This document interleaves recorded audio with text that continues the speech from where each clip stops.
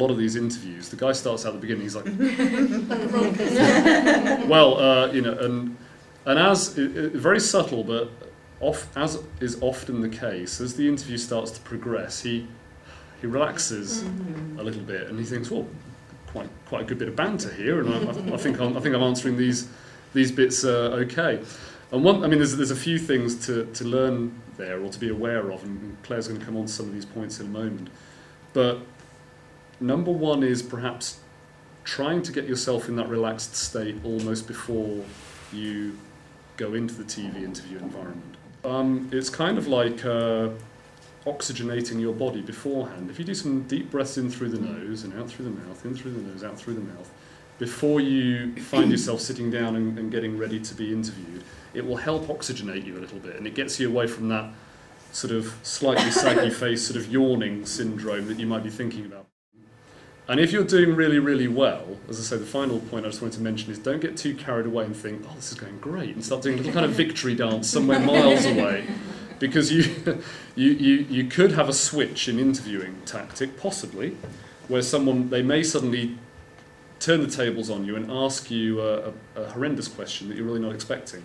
So you've already got to sort of like retain that focus on the interviewer and the subject matter at hand. Words, you're going to have a very short, I mean, you know, breaking it down very simply, you're going to have a very short time, the interview that we showed you notwithstanding, to get your key messages across. And they'll more often than not use that key clip where you said something so fundamentally great that it makes for a natural sound bite. And you need to think about that. You need to think about sound bites. So think very carefully. Almost everything that you come out with, almost everything that you say, you want to keep repeating that core message. Most people panic and forget everything they're meant to say. So, arrive early. Keep distractions and stress low. Remember what I said about breathing?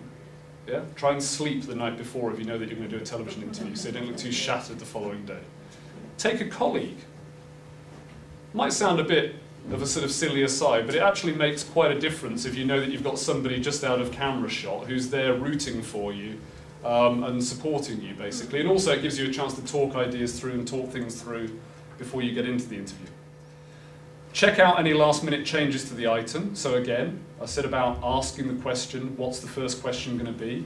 Just be aware of the situation. I love this one, avoid alcohol.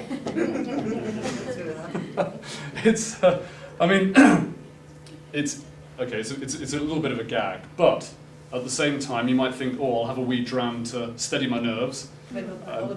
Yes, that's it. And you know, either you go in, at very worst, the interviewer can think, crikey, they've been drinking something like that.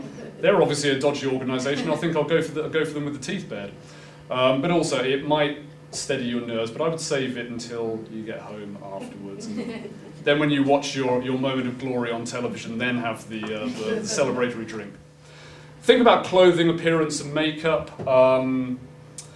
This is kind of a little bit of a personal issue, but I mean, what kind of organisation are you presenting? Do you want to sort of turn up in kind of, you know, sort of like formal business attire, or are you slightly more relaxed? If you do want to have a bit of an off-the-record conversation with a journalist, be very, very clear with them. Say, look, I'd like to talk to you about something, but it is off the record. Do you understand? Make that completely clear. And treat all cameras and mics as being on. Avoid a quarrel. Attack the issue, not the interviewer. So however obnoxious they might be, don't throw yourself across the table at them, don't throw water on them.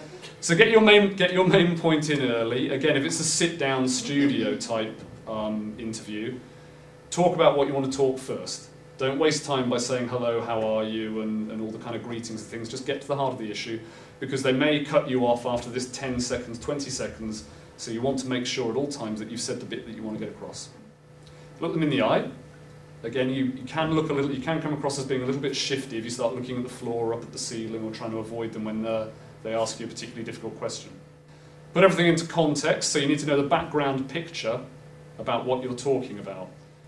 Don't use notes on television, because again it looks as though you don't know your subject matter and you're having to avoid the questions directly. Smile, but beware of jokes. Be sympathetic, enthusiastic and brief, and finally don't ever walk out. Because again, a bit like attacking the interviewer, it always makes the news. A little bit more on this front cameras. Again, more practical notes. There may be several. One with the red light is usually the active one. Don't look in the lens, but keep looking at the interviewer. Often television journalists will ask you to look slightly off to the camera at them. They'll be to the side.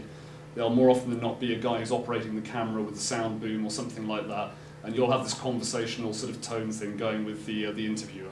It makes for a better picture, for a happy picture. Monitors are distraction. Use them to check your appearance, then forget about them.